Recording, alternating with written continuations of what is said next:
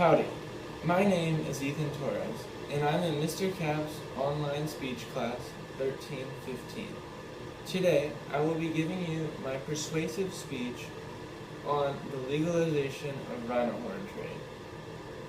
While gold has hit an all-time high at approximately $1,800 an ounce, its monetary value is easily surpassed by the rhino horn that is nearly worth double in price. This pretty penny, however, comes with high demands and has led to an excessive amount of rhinos being slaughtered strictly for their horns. As a result, the world's rhinoceros population continues to steadily shrink. In today's speech, I will explain in detail 3 key reasons why the South African government should legalize the trade of rhino horns. First, I will discuss the positive impacts that this would have on the rhinoceros population. Secondly, I will list the possible opportunities that will be created for farmers.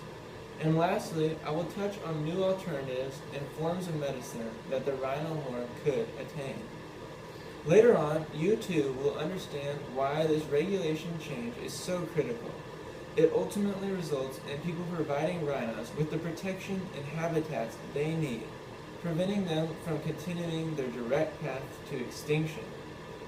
The first thing we will talk about is the continued poaching that exists because of the demand for the rhinoceros's valued horns.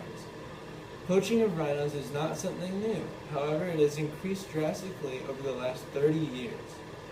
As scientists continue to study these patterns, they are astonished by how few of rhinos are left on Earth.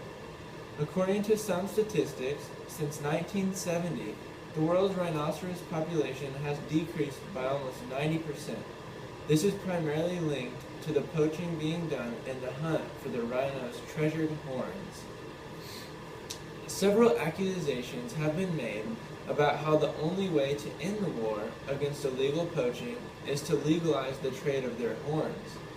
Poaching has become such a problem that a reporter named Mr. Thomas had gone as far as saying, poachers can dart a rhino, chainsaw off its horn, and helicopter it off in just a matter of minutes.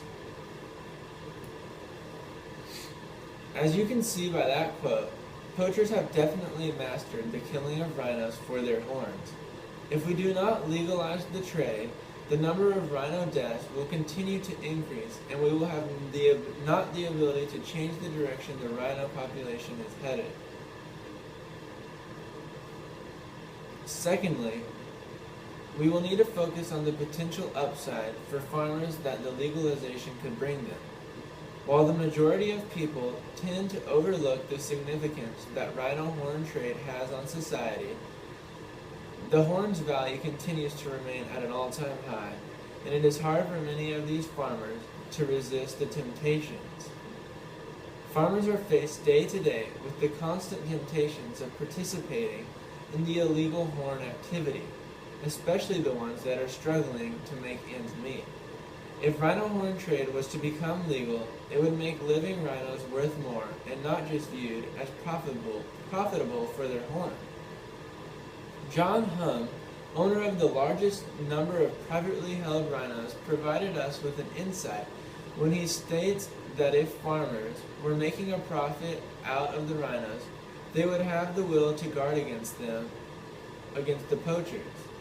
This change in mindset of the farmers would help tremendously in cutting the amount of poaching that is going on. In addition, the change in law would take the huge burden of illegal interaction off farmers' shoulders, and over time would transpire into an increase in the production of agricultural crops and produce. One interesting fact about South Africa is that it is actually the 13th largest producer of sugar and is also where we get most of our grains.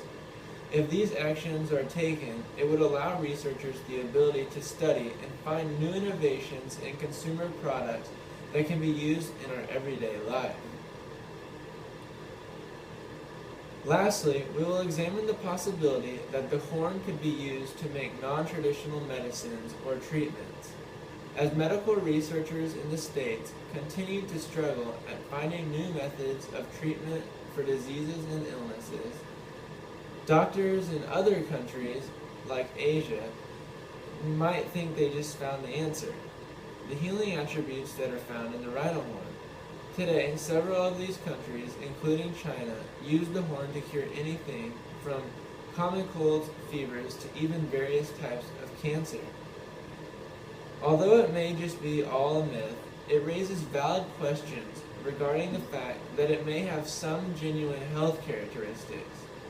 In the current environment, people will continue cutting their rhino's horns off and then turning them around and smuggling them to China and Vietnam, where traditional medicine practitioners grind them up and sell them as alleged cures for everything.